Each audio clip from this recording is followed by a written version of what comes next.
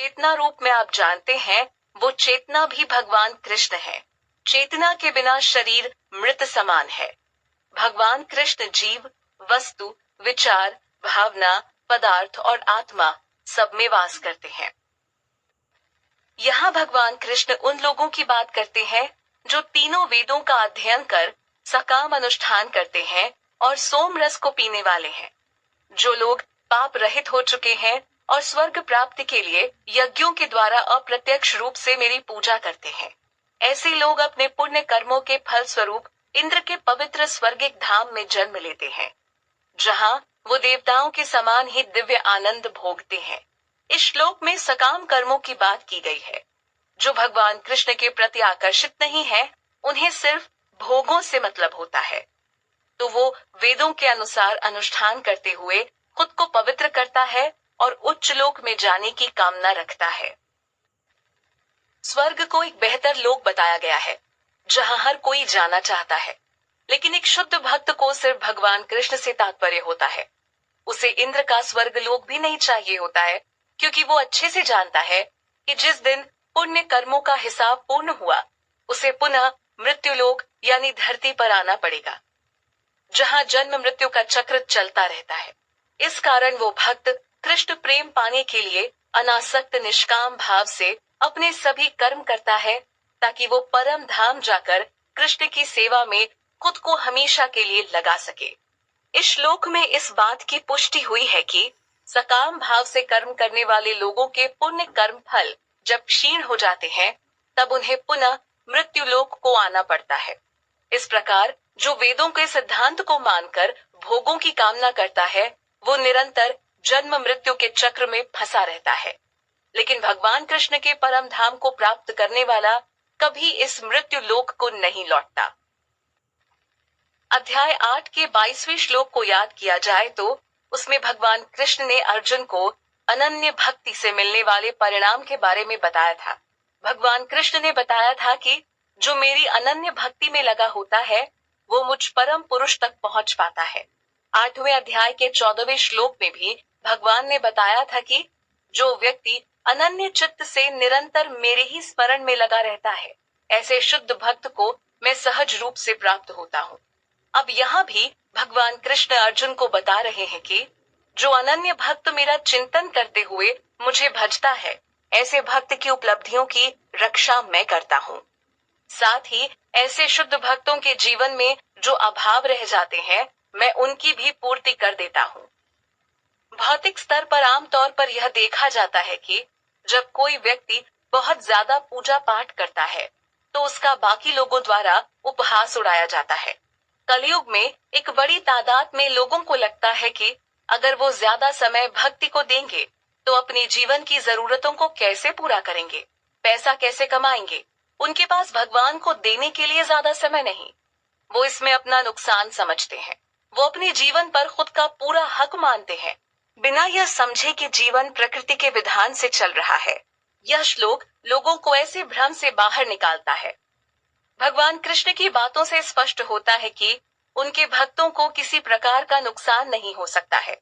ऐसे भक्तों के पास जो चीज है, भगवान उसकी सुरक्षा तो करते ही हैं, साथ में उनके जीवन की बाकी कमियों को भी पूरा कर देते हैं। एक आम जीव दिन भर मेहनत करके जितना अपने लिए करता है, भगवान के पास उससे कहीं ज्यादा देने की क्षमता है, जिसकी समीक्षा भी नहीं की जा सकती है। तो जाहिर सी बात है कि एक शुद्ध भक्त का मजाक उड़ाने के बजाय स्वयं को कृष्ण की भक्ति में लगाने का प्रयास करना चाहिए, ताकि जीव आध्यात्म के स्तर पर उठ सके और जीवन के परम लक्ष्य को प्राप्त कर सके। यहाँ भगवान ने व्यक्ति द्वारा देवताओं की पूजा करने के विधान पर बात की है। भगवान कृष्ण अर्जुन को कहते हैं कि जो देवताओं की पूजा करता है, वो वास्तव में मेरी ही पूजा करता है, यानी अप्रत्यक्ष रूप से उनकी पूजा करना कृष्ण की ही पूजा करना हुआ। लेकिन यहाँ कृष्ण ने अर्जुन को बताया कि वो लोग सही ढंग से पूजा नहीं करते हैं। भगवान कृष्ण और देवताओं को एक पेड़ के उदाहरण से समझना आसान होगा। भगवान कृष्ण पेड़ की मूल जड़ हुए और बाकी देवी देवता उसकी शाखाओं व पत्तियों के समान हुए। पत्तियों और शाखाओं को पानी देना मूर्खता होगी। जड़ से ही सब जुड़े हैं। इसी प्रकार से हर जीव को अपने मूल तत्व यानी आत्मा को समझना होगा। उसे यह भी समझना होगा कि जो आत्मा उसके पूरे शरीर को चला रही है, उसी में भगवान कृष्ण परमात्मा रूप में विद्यमान है। भगवान कृष्ण की शरण लेकर ही वो अपना कल्याण कर सकता है। अपने स्वार्थ की पूर्ति हेतु पूरे जीवन देव देवताओं की पूजा करने से उसे जन्म मरण के चक्र से मुक्ति नहीं मिलने वाली। पिछले श्लोक में भगवान कृष्ण ने अर्जुन को यह कहा था कि देवताओं की पूजा करना अप्रत्यक्ष रूप से मेरी ही पूजा करने के समान है। ऐसे लोगों द्वारा देवताओं की पूजा को भगवान ने एक गलत ढंग बताया है और अब इसका कारण भी बता रहे हैं कि लोग अज्ञानवश ऐसा करते हैं। भगवान कृष्ण अर्जुन को कहते हैं कि मैं ही संपूर्ण यज्ञों का भोक्ता हूँ। अगर कोई यह सोचे कि वो कोई खास यज्ञ सूर्य देव को खुश करने के लिए कर रहा है तो वो गलत है।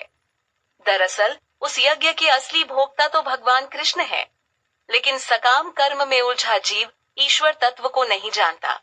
वो देवताओं को खुश कर छोटे मोटे लाभ पाकर ही खुश रहता है, जिस कारण उसका पतन हो जाता है।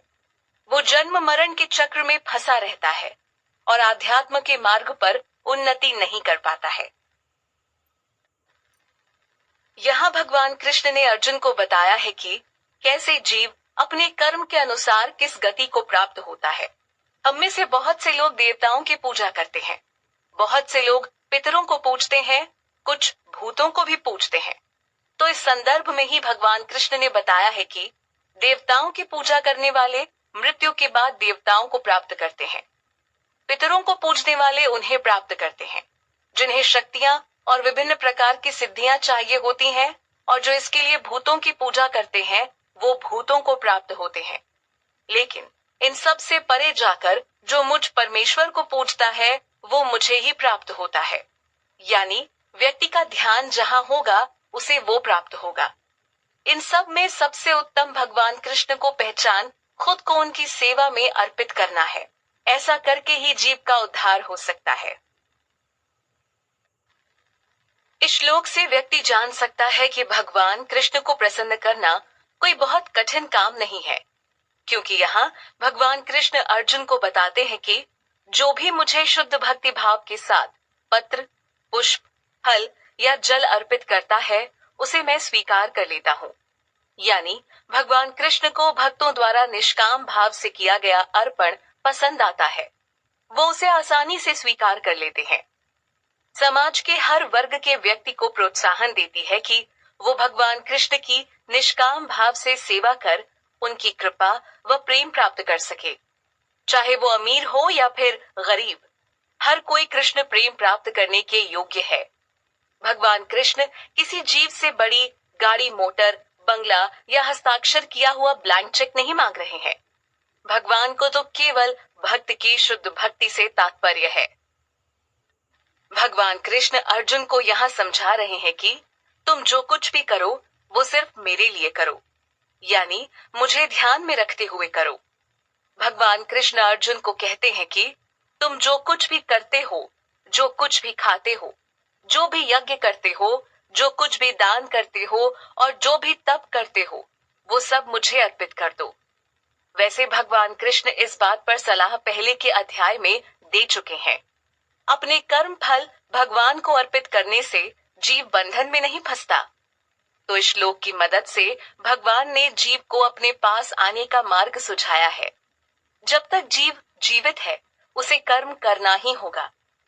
तो क्यों नहीं वो श्री कृष्ण को ध्यान में रखते हुए सभी कर्म करे, कृष्ण भावना में उन्नति के लिए दान कर्म भी करें और इसी संकल्प से यज्ञ भी करें।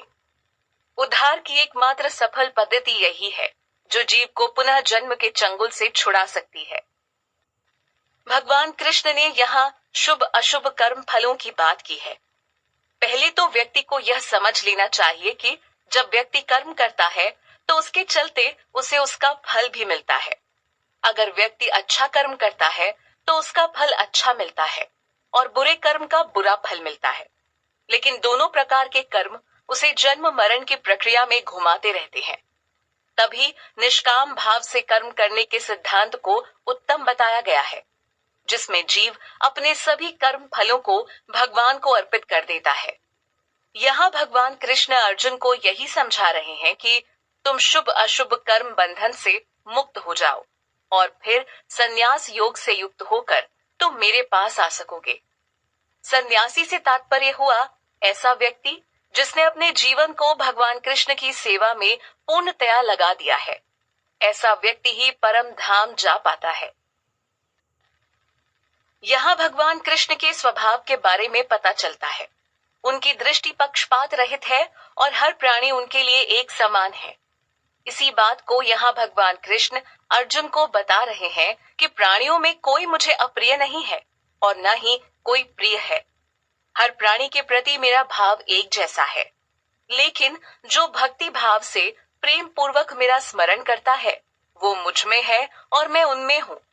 भगवान कृष्ण परमात्मा रूप में सबकी आत्मा में वास करते हैं, लेकिन हर कोई उन्हें नहीं समझता।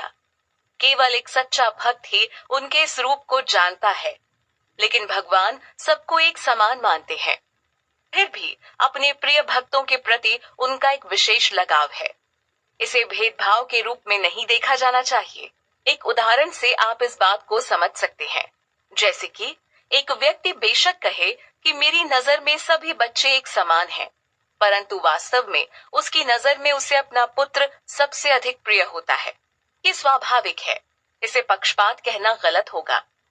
भगवान को जो जिस रूप में पूजता है, भगवान कृष्ण उस पर उसके अनुसार ही कृपा करते हैं। एक बात को यहाँ अवश्य याद करना चाहिए कि जो भगवान को न पूज अन्य देवी देवताओं की पूजा करते हैं, तो उन्हें भी भगवान कृष्ण के आदेशानुसार देवताओं से इच्छा फल प्राप्त होता है। यानी भगवान ऐसे लोगों का भी अप्रत्यक्ष रूप से कल्याण करते हैं, क्योंकि देवतागण भी भगवान की अध्यक्षता में काम करते हैं। सच्चे भक्तों के साथ अंतर इस बात का होता है कि भगवान का इनके साथ एक दिव्य रिश्ता बन जाता है और शुद्ध अवस्था में ही कोई भगवान का भक्त बन पाता है। जो लोग भगवान पर बिल्कुल भरोसा नहीं करते हैं, ऐसे लोगों पर भी भगवान कृष्ण कृपा करते हैं। इस बात को ऐसे समझा जा सकता है कि जब वो पूरी लगन व मेहनत से सकाम काम को करता है, तो भगवान कृष्ण उसकी मेहनत से प्रसन्न होकर उसे उसके लक्ष्य तक पहुंचाने में मदद करते हैं। वैसे हर कोई भगवान कृष्ण की शरण लेकर उनके साथ अपना एक दिव्य रिश्ता बना सकता है। इस बात की वैसे कम ही संभावना होती है कि भगवान कृष्ण का एक शुद्ध भक्ति सामाजिक स्तर पर गलत कार्य करे, क्योंकि भक्ति मार्ग पर चलकर व्यक्ति का अशुद्ध हृदय शुद्ध हो जाता है। हम यहाँ उन ढोंगी बाबाओं या व्यक्तियों की बात नहीं कर रहे हैं जिनका एकमात्र उद्देश्य भगवान के नाम पर ख्याति बटोरना है और अपनी सांसारिक कामनाओं को पूरा करना है, बल्कि बात ऐसे व्यक्ति की हो रही है जो सच्चे दिल से भगवान कृष्ण को मानता है, लेकिन कई बार माया के बल से पटखनी खा जाता है और दुराचार कर बैठता है। इस श्लोक में भगवान ऐसे ही लोगों के बारे में बता रहे हैं कि जो अनन्य भाव से उन्हें पूजता है लेकिन दुराचार कर बैठता है, तो भी उसे साधु समझना चाहिए। इसके पीछे कारण है कि वो अपने संकल्प में दृढ़ रहता है, या कहें कि वो यथार्थ निष्ठा वाला होता है। भक्ति में आकर कोई एकदम से पवित्र नहीं हो जाता, लेकिन दृढ़ निश्चय के साथ इस काम में लगा व्यक्ति भगवान कृष्ण की कृपा से शुद्ध हो जाता है और फिर सामाजिक स्तर पर उसके द्वारा गलत काम किए जाने की संभावना कम हो जाती है। लेकिन जब तक भक्ति मार्ग पर व्यक्ति खुद को नहीं ले आता, माया उसको बार बार मात देती रहती है। माया के बल में फंसा व्यक्ति जब विचार करता है कि उसे भगवान की सेवा में लगना ही है, तो उस पर भगवान कृष्ण की कृपा होती है। इस बीच भक्ति के दौरान उससे होने वाली गलतियों के कारण उसको पूर्ण रूप से गलत नहीं समझना चाहिए। ऊपर के श्लोक में भगवान कृष्ण द्वारा अर्जुन को बताया गया है कि एक दुराचारी व्यक्ति अगर पूरी दृढ़ता के साथ उनकी भक्ति में लगा है, तो उसको भी साधु समझना चाहिए। यहाँ अब भगवान कृष्ण अर्जुन को कहते हैं कि वह उसी क्षण धर्मात्मा बन जाता है और हमेशा रहने वाली शांति यानी वो स्थायी शांति को प्राप्त करता है। यहाँ भगवान कृष्ण सबको हौसला बढ़ाने वाली बात कहते हैं। वो अर्जुन को बड़े ही स्पष्ट शब्दों में कहते हैं कि हे कौन्तेय, तुम निश्चित ही यह समझ लो कि मेरी शरण में आए भक्त का कभी विनाश नहीं हो सकता। यही कारण है कि भगवान कृष्ण की कोई भी आराधना कर सकता है, चाहे वो साधु पुरुष हो या फिर दुराचारी। इसलिए जीव को हमेशा हरि नाम का जाप करते हुए खुद को भगवान कृष्ण के समीप रखना चाहिए। यह विधि कलयुग में सबसे आसान भी है। भगवान कृष्ण की कृपा से फिर ऐसे लोगों का कभी भी बुरा नहीं होता। भगवान कृष्ण अर्जुन को कहते हैं कि जो भी सच्चे मन से मेरी शरण ग्रहण करता है वो मेरे परम धाम को प्राप्त करता है।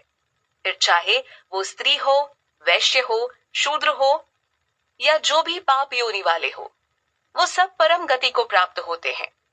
यहाँ एक बात हर किसी को स्पष्ट हो जानी चाहिए कि भगवान की शरण ग्रहण करने के लिए व्यक्ति के पास किसी खास डिग्री या ख्याति का होना आवश्यक नहीं, और न ही भगवान किसी से कोई खास प्रमाण पत्र मांगते हैं।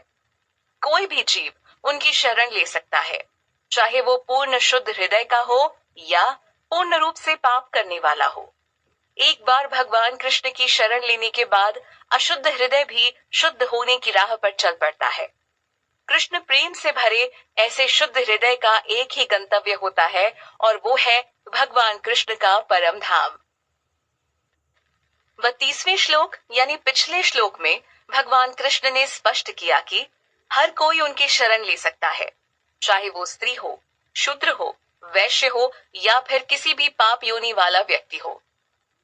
अब यहाँ भगवान कृष्ण कहते हैं कि ऐसे में धर्मात्मा ब्राह्मणों, भक्तों और राजर्षियों के बारे में कहना ही क्या है। यह सब निश्चित रूप से परम गति को प्राप्त करते हैं और भगवान कृष्ण के परम धाम को प्राप्त होते हैं। भगवान कृष्ण इस लोक को सुख रहित यानी दुख का स्थान बता रहे हैं, जो कि अनित्य है। अनित्य यानी यह जगत क्षणिक है। यहाँ की हर एक चीज क्षणिक है, जो कभी न कभी खत्म हो जाएगी। इसलिए भगवान अर्जुन को कहते हैं कि इस दुख भरे संसार में आने के बाद तुम अपने आप को मेरी भक्ति में लगा दो। सुख प्राप्त करने का एकमात्र यही उपाय है। भगवान कृष्ण अर्जुन को इस क्षणिक दुनिया जो कि दुख से भरी है से मुक्ति का मार्ग बता रहे हैं। भगवान के अनुसार केवल इस मार्ग पर चलकर ही व्यक्ति सच्चा सुख प्राप्त कर सकता है।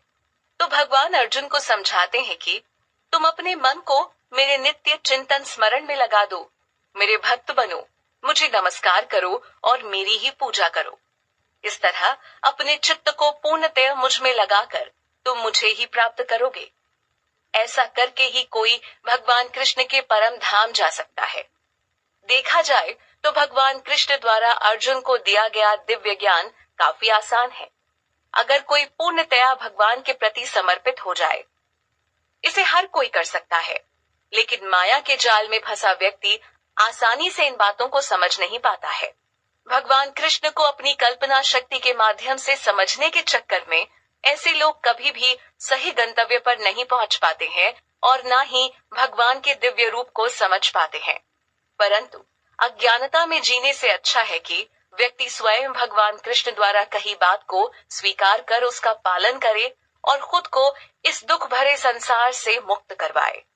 इस श्लोक के साथ ही श्रीमद् भगवद गीता का 9वां अध्याय राज विद्या राजगुह्यम योग संपन्न हुआ। इस अध्याय में भगवान कृष्ण ने अर्जुन को गोपनीय ज्ञान को उसके विज्ञान सहित बताया। साथ ही बताया कि यह राज विद्या समस्त विद्याओं और गोपनीय रहस्यों का राजा है। अध्याय से हमें पता चलता है कि यह संपूर्ण जगत भगवान कृष्ण के अव्यक्त स्वरूप द्वारा व्याप्त है। भगवान कृष्ण ने अर्जुन को स्पष्ट किया कि इस धरा पर हर कार्य प्रकृति की देख रेख में स्वतः ही होते हैं, उसमें मेरा कोई हस्तक्षेप नहीं। फिर भी प्रकृति भगवान कृष्ण के अधीन है। भगवान कृष्ण ही हर जीव, वस्तु, विचार, भावना, पदार्थ और आत्मा में वास करते हैं।